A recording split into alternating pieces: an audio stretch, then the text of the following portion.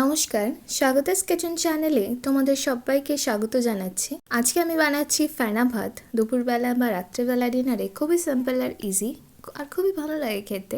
সবার প্রথমে আমি এখানে আলু আর ডিমটা সেদ্ধ বসিয়ে দিচ্ছি। যতক্ষণ আমাদের ভাতটা হচ্ছে ততক্ষণ আলু আর ডিমটা সিদ্ধ হয়ে যাবে।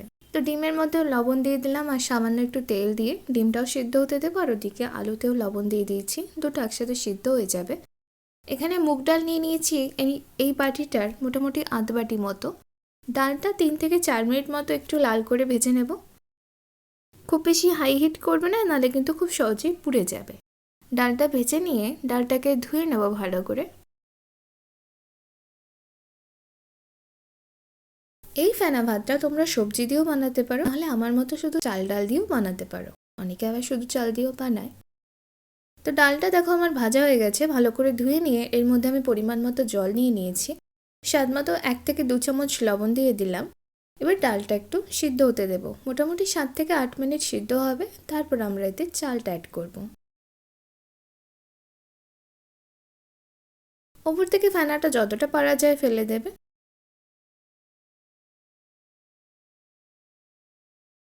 একইভাবে তোমরা কুকারেও বানাতে পারো। কুকারে আমরা যখন বানাই তখন কি করি, তখন সবই একসাথে দিয়ে নিই।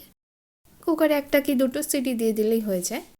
ডালটা দেখো 7 থেকে 8 মিনিট মতো ফুটে গেছে। এখানে আমি গোবিন্দভোগ চাল নিয়ে নিয়েছি। যতটা ডাল নেবে তার দুগুণ বা সমান সমান চাল নিয়ে নেবে তোমাদের পছন্দ মতো। চালটা ভালো করে ধুয়ে নিয়ে এই ডালের মধ্যে দিয়ে দেবো। খুবই সিম্পল আর ইজি। রান্না করতে ইচ্ছে না করলে বা কিছু খেতে ইচ্ছে না করলে ঝট করে এটা বানিয়ে নিতে পারবে দুপুরবেলায় বা রাত্রের বেলায়। চাল ডালটা দিয়ে নিয়ে আমি 7-8টা মতো কাঁচা লঙ্কা চিড়ে দিয়ে দিলাম। এবার ভালো করে নেড়ে নেব। আর কিছুই আমাদের রান্না করার নেই, শুধু ভালো করে চাল ডালটা সেদ্ধ হলেই আমাদের ফেনা ভাতটা একদম তৈরি হয়ে যাবে। দেখো চালটা অনেকটাই ফুটে এসছে। জলটা যেহেতু গাঢ় হয়ে গেছে, শুকিয়ে এসছে, তা আমি অল্প একটু গরম জল দিয়ে দিলাম আর সামান্য একটু সর্ষের তেল দিয়ে দেবো। ব্যাস, এবার ভালো করে মিশিয়ে নিয়ে চাল ডালটা সেদ্ধ যাওয়া অবধি আমরা এটাকে ফুটিয়ে নেব। গ্যাসটা একটু কমিয়ে দিয়ে একটু ঢাকা দিয়ে দিচ্ছি, যাতে করে তাড়াতাড়ি হয়েও যায় আর জলটা খুব বেশি না শুকায়।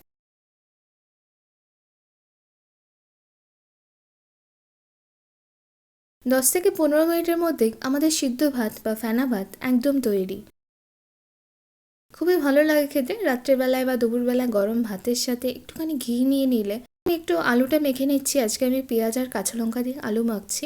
আলুটা সেদ্ধ হওয়ার পর আমি ছাঁকনিতে দিয়ে দিয়েছিলাম। জলটা ঝরে গেলে আলুটা বেশি ভালো লাগে। আলুর মধ্যে স্বাদ মতো লবণ দিয়ে দিলাম আর একটু সর্ষের তেল দিয়ে দিচ্ছি।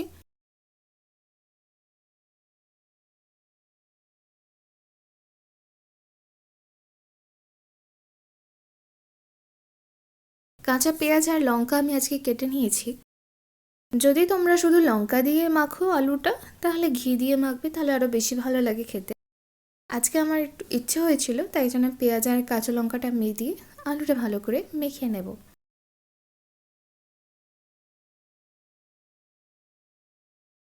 ভালো করে মেখে নেব যাতে একটুও ডালা ডালা না থাকে।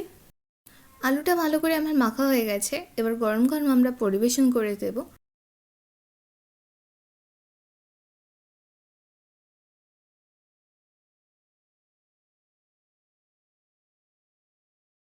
সাথে একটুখানি ঘি। গরম গরম এই ফেনা ভাতটা বা সিদ্ধ ভাতটা খেতে খুবই ভালো লাগে। বাড়িতে অবশ্যই বানাবে। আর ভিডিওটা যদি তোমাদের ভালো লাগে তাহলে অবশ্যই লাইক, কমেন্ট, শেয়ার আর সাবস্ক্রাইব করে দিও আমার চ্যানেলটাকে। যারা ফেসবুক পেজে দেখছো অবশ্যই পেজটাকে ফলো করে দিও। ধন্যবাদ।